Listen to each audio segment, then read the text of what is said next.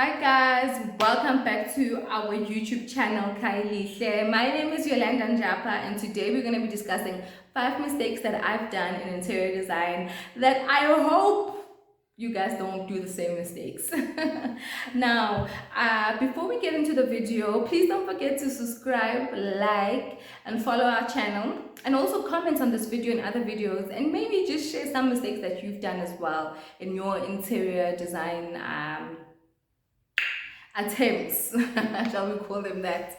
Now, I think it's important to also identify or to put into context why I am going to be listing these mistakes for me, because you know, it could be a mistake for me but not so much for the next person. So I am a mother of 3 boys, so I share my spaces with my 3 boys and my husband, so we're a family of 5, between the ages of 9 and 1. So just from that you can gather that I can't live in a glass house. Now, let me go straight into it. These are just mistakes that I've made. I hope you guys don't make the same mistakes. You know, I hope you do better than me. So the first mistake is matchy furniture.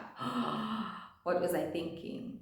Like, I think the influence is from where we grew up. You know, when you grew up like in the townships or in lots of black communities, it was a thing when we were growing up to have, like, you know, what kind of was that thing called? Not a TV stand, dining room suits, you know, with matching chairs and stuff like that. So I think that influence kind of threw me off a little bit subconsciously, you know. So I'm not doing that again. We did it, we're not doing that again, and yeah, just don't. A solution to matchy, in fact, that I have found is for you to mix up different textures and materials. So for example, like in your bedroom, you would have like a velvet headboard with side pedestals that have gold accents or mirror even, and maybe a wooden bench or bed end at your bed. You know, that for me is mixing things up than having like a 3-piece that bedroom sets. No, I'm not doing that again.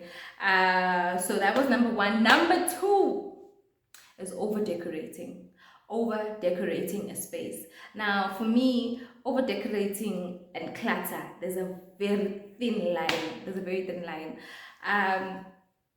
Listen, even if you have the best accessories in your home, if there's too much of a good thing, it's no longer a good thing. Now, to alleviate that, I have come up, or I haven't come up, I've come across, you know, the 3 items rule. Like, if you want to group things, group them in groups of 3, where you have 3 different heights, 3 different textures, or 3 different sizes of an item. That looks much breathable and easier on the eye than just stacking up things like your house is a showroom. You don't want to do that. Number three for me is settling. Now hear me out, guys, in terms of settling. I'll give you an example of what happened to me. So we had to we had to put in curtains after we moved into our new house. We had to put in curtains in the passage, right?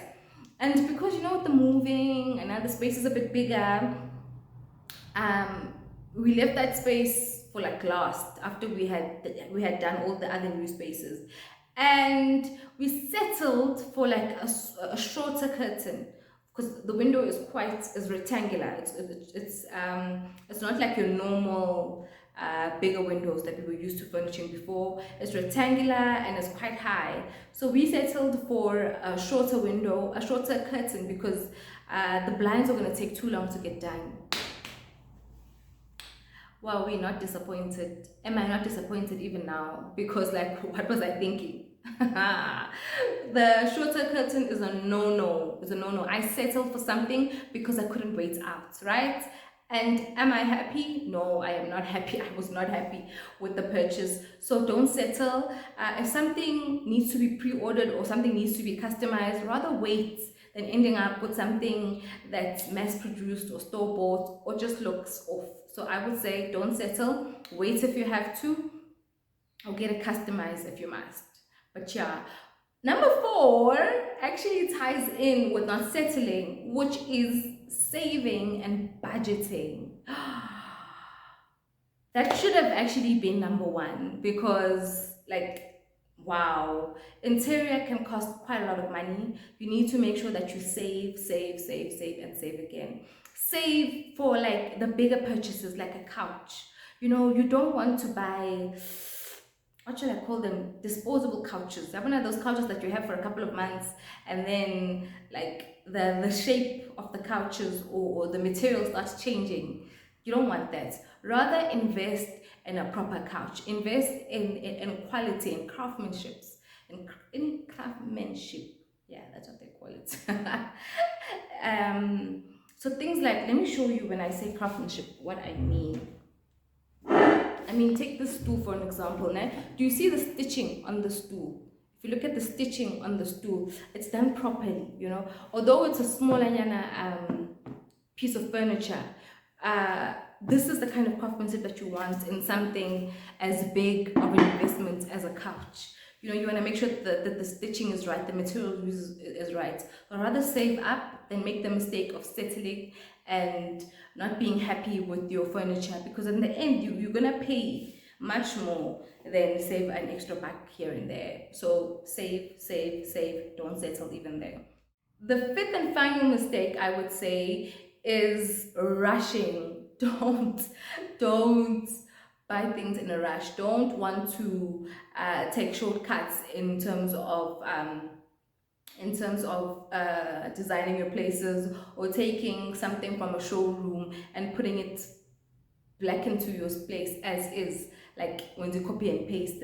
No, don't do that. Take your time, do your research, and find items that will speak to your style, that will speak to your functionality, that speak to your lifestyle, you know. So yeah, these are the 5 mistakes I wanted to share with you guys. I hope we learned a thing or two there, and I hope you don't repeat the same mistakes as I did. We'll see you again next time.